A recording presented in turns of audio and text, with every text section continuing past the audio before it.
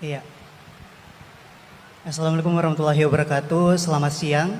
Perkenalkan, saya Krisman Heriamsal, mahasiswa hubungan internasional. Senang sekali saya bisa menjadi bagian dari dialog kebangsaan menyongsong Ramadan. Ternyata sospol lagi ini. Saya tadi sudah cancel yang sospol. maaf. Jadi yang sudah kadung ya udah terus.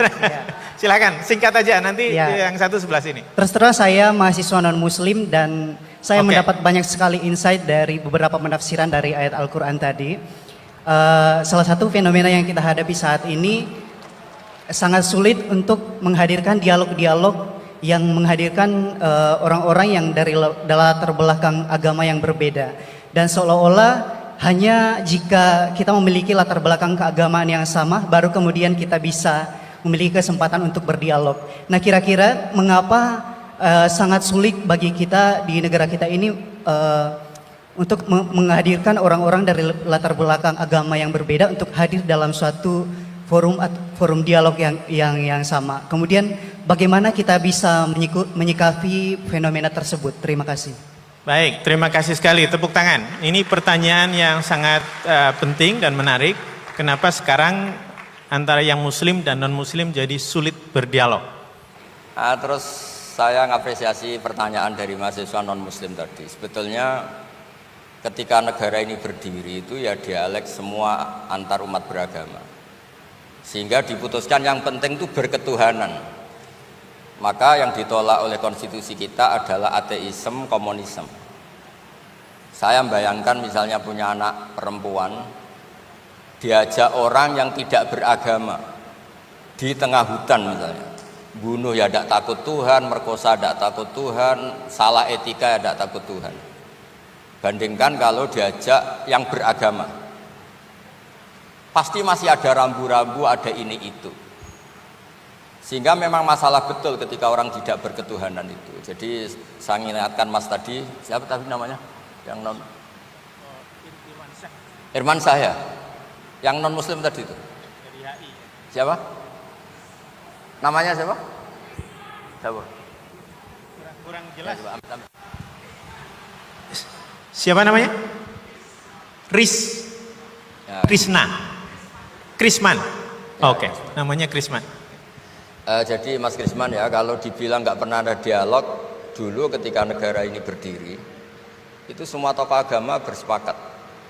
Termasuk saat itu ya ada Perindo, selain ada NU ada Perindo. Itu yang ditentang itu adalah ateisme. Karena kalau orang tidak bertuhan itu ngeri. Ngerinya itu ya tadi misalnya kita punya anak perempuan atau punya keluarga, diajak orang yang tidak beragama. Misalnya berzina ya tidak takut dosa, merkosa ya tidak takut, bunuh ya tidak takut karena nggak punya Tuhan. Mungkin takutnya sama polisi ya kalau ketahuan, kalau enggak. Tapi kalau orang bertuhan ini sistem kesalehannya, sistem kebaikannya ini berlipat-lipat.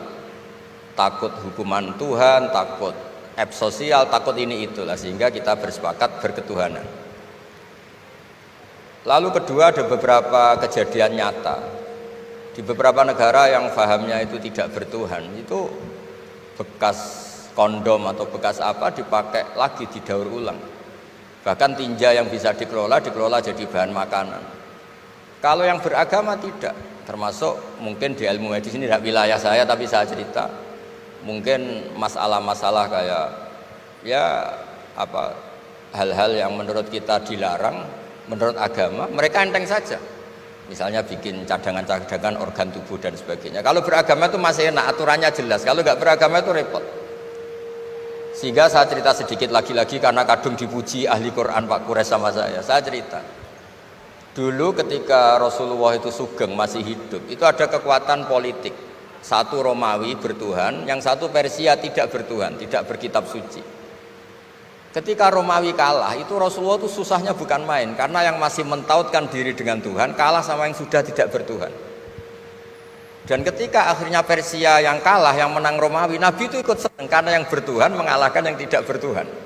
Kenapa penting bertuhan? Karena bertuhan itu setidaknya punya aturan. Melakukan ini dosa, melakukan ini dosa.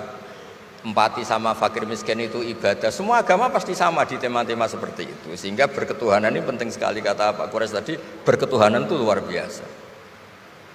Terus kedua, Ini penting juga. Saya mohonnya. Saya pernah juga disowani beberapa tokoh dari Mabes Polri. Saya sering bilang, Indonesia, utamanya pejabatnya harus terima kasih sama seluruh rakyat Indonesia. Karena itu aset yang sebenarnya Indonesia, ya seluruh rakyat Indonesia. Saya satu cerita ini hadis sahih di Bukhari, nggak bisa dipertentangkan. Ini hadis sahih di Bukhari, di Muslim. Di antara yang diapresiasi Allah itu adalah potensi jahat kita tidak menjadi, tidak kita wujudkan.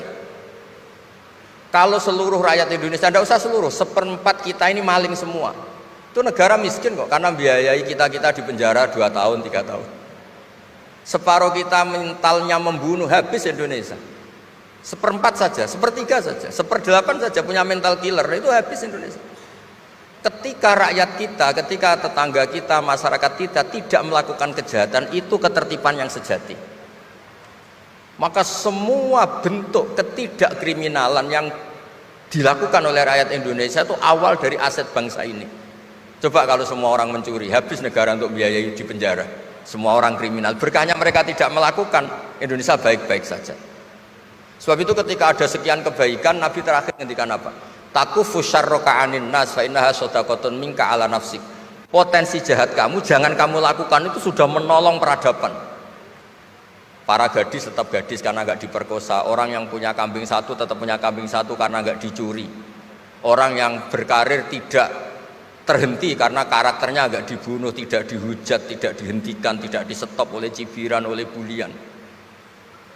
Maka di antara 7 orang yang dilindungi Allah, fi dzillihi yauma la dzilla illa dzilluh, itu Nabi hanya cerita orang yang nggak jadi. Di antara yang diceritakan Nabi dalam sebuah hadis, saya ini lelaki sejati, sangat mencintai sepupu saya, dan saya mau ngumpuli dia, tidak mau sampai saya kasih uang 100 dinar. Setelah saya kasih 100 dinar, saya ingin ngumpuli dia dengan cara salah tentu. Dia gak mau dan berpesan, la tafuddal khatam illa bihaqqih. Kamu jangan ngumpuli saya sebelum nikah. Singkat cerita, pemuda ini gak jadi melakukan hal yang nista, yang gak benar. Itu sama Allah dijadikan wali, berkahnya nggak jadi. Jadi kalau potensi kejahatan kita tidak menimpa orang lain, itu sudah luar biasa. Jangan nunggu berjasa kita dapat penghargaan setelah kita jadi kiai besar, jadi dosen UGM, jadi ini itu. Semua masyarakat kita yang menahan potensi kejahatannya itu adalah aset sejati Indonesia. Karena sekali mereka berkejahatan, entah itu mencuri, merkosa, habis. Harapan kita sebagai bangsa habis. Tapi selama ini nunggu ngapresiasi itu yang bentuknya fi'lu, yang bentuknya mereka melakukan apa, sebetulnya tidak melakukan kejahatan itu sudah bagian dari kebaikan yang luar biasa.